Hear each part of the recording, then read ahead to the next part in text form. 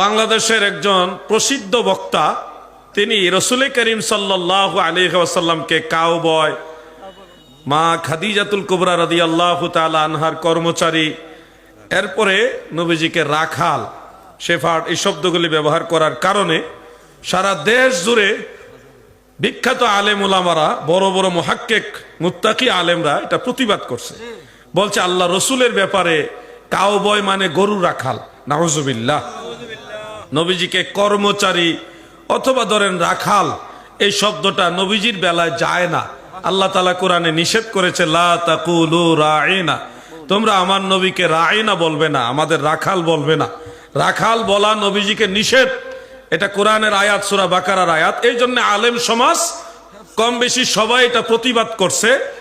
আশা করি হয়তো উনিও এটা ভুল বুঝতে পারছে, কারণ ভুল মানুষেরই হইতে পারে, এটা স্বাভাবিক, ভুল আমারও হইতে পারে।